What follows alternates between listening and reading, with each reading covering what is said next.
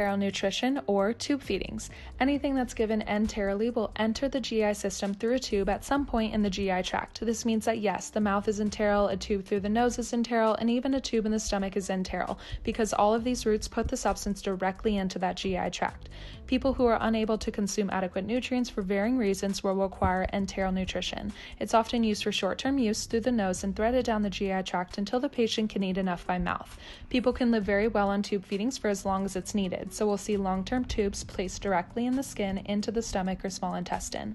Big key, upon placement of nasal tubes, we must check that it's properly placed in the stomach before putting anything through that tube. We do this by chest x-ray. If the patient's receiving continuous feedings, we ensure that the tube hasn't moved every 4 to 6 hours for the first 24 hours by checking the pH level.